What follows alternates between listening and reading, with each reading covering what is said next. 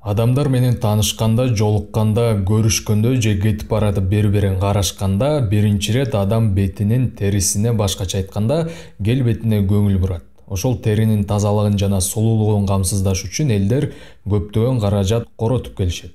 Бул жашыруун деле эмес, лабораториялардан химиялык жол менен тазалатып дарылатышат, кымбат крем, бетке сүртчү майларды колдонуп келишет. Ошол теринин жылмалыгын жана тазалыгын камсыздаш үчүн. Эгер сиз бетке сүртчү май же ушул сыяктууларды колдонуп келсеңиз же атайын сулуулук салондоруна барып териге кам көрөсүзбү, айтор сиз кантип териңизге кам көрөсүз, комментарийге жазып коюңуздар. Бирок тажрыйбалуу адистердин айтымында таза тери бул бетке сүртчү майлар же ар кандай кремдер аркылуу эмес, терибиздин таза болушу бул жеген тамак ашыбыздан түздөн түз көз каранды экенин айтып келишет достор. Бул табигый жолу деп айтсак жаңылышпайбыз, ал эми ар кандай кремдер, бетке сүртчү майлар жасалма жолу десек болот.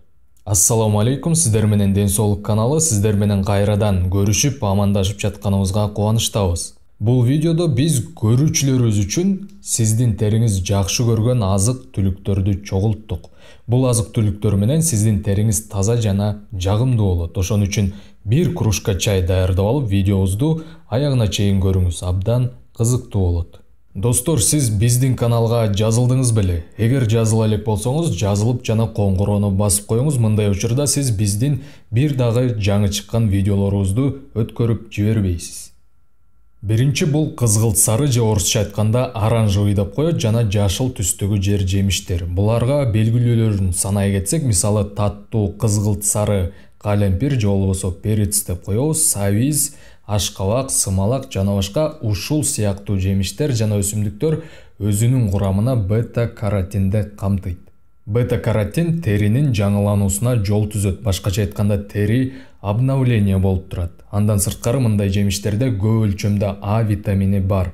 Жеке эле териге эмес, көзгө жана рак ооруларын алдын алууга чоң жардамын тийгизет. Эгерде бета-каротин жана А витаминдери организмде жетишсиз болсо, териде перманенттик микро сезгенүүлөр болот. Перманенттик сезгенүүлөр көп болгон учурда бара-бара тери кургак боло баштайт. Башкача айтканда, кургак терилүүлүккө алып келет. Ошондой эле тери тытылып кете турган болсо, анын айыгышы көп убакытты талап кылат жана ооздун бурчтарында майда жарылуулар пайда болот, бырыш сыяктуу болуп. Экинчи жаңгактар. Жаңгактар Е витаминине абдан бай келет. Ошондой эле Е витамини өтө күчтүү антиоксидант болуп саналат. Антиоксидант деген ашказанга кирген жеген тамакты денеге тароо учурунда кычкылданып кетүүдөн сактап турат. Демек, антиоксидант деген кычкылдануудан сактап турат экен достор.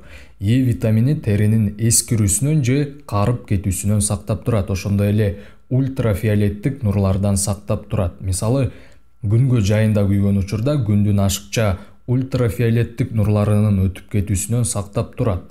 Сизде мындай учур болгон болуш керек: жайында ысык көлгө барып, күнгө күйүп, эртеси алсыз, башыңыз ооруп, эч нерсе кылгыңыз келбей, алсыз болуп калганыңыз. Бул дагы Е витамининин жетишсиздигинен кабар берет.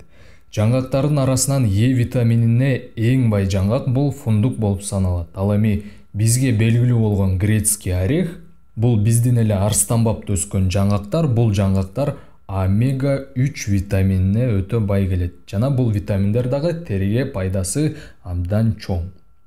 Үчүнчү, балык жана деңиз азыктары. Балыкта цинк жана омега-3 көп өлчөмдө. Бул эки зат кошулуп теринин клеткаларын регенерация кылганга жардам берет жана клеткалардын бири-бири менен байланышуусун бекемдейт. Андан сырткары деңиз азыктары жана балыктар атеросклероз оорусун алдын алат. Изилдөөчүлөр тарабынан атеросклероз менен оорубаган адамдар балыкты жана деңиз азыктарын көп колдоноору аныкталган. Ал эми атеросклерозду алдын алса, териге пайдасы өтө чоң. Тери жылма дагы болот, таза жана капиллярлар аркылуу зат алмашуу жакшы жүрөт. Ал эми цинк теринин сезгенүүсүн алдын алат жана угрилерди дагы жоготууга салымы чоң.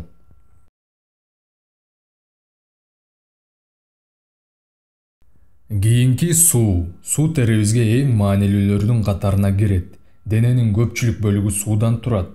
Нымдуу тери жагымдуу көрүнөт жана суу жетишпеген организмдин териси албетте кургак болот жана жагымсыз көрүнөт. Сууну жетиштүү колдонуу теринин нымдуу жылма болушун камсыздайт. Чоң киши күнүнө орточо эсеп менен 1 литрден 2 литрге чейин суу ичиши керек. 3-4 литрден ичүүнүн кажети жок. Мындай учурда дааратканага кароолчу болгондон башка эч нерсе бербейт. 1-2 литр суу дегенибиз таза суу жөнүндө кеп болуп жатат. Эч кандай сок кошулмалары жок, же болбосо кандайдыр бир кола жана башкалар эмес, таза кадимки суу ичилиши керек. Мындай өлчөмдө ичилип турса, ден соолугубузга дагы, терибизге дагы пайда жана көңүлүбүз дагы ачык болот. Кийинки С витаминине бай азыктар. Бул дагы терибизге эң пайдалуу витаминдердин бири. С витамини иммунитетибизге дагы пайдасы чоң экенин билесиз, ошондой эле терибизге дагы пайдасы чоң. С витамини цитрус жемиштеринде көп: мандарин, апельсин, грейпфрут, помело, киви, ошондой эле болгар перецинде жана томатта көп болот. Андан сырткары майдаланып даярдалган капустада көп. Эл өзүндө мындай капуста менен даярдалган азык квашеная капуста деген атка ээ. Рецептин интернеттен тапсаңыз болот. Бул капуста азыгы жеке эле териге эмес, ичеге дагы пайдасы тоодой. Кийинки пункт бул эт жана боор. Бул азыктарда БП деген териге пайдалуу витаминдер бар. Бул витаминдер клеткалардагы зат алмашууга жардам берет. Клеткалар жаңыланып туруш үчүн албетте клеткаларга жаңы заттар керек. Ошолорду БП витаминдери камсыздап турат.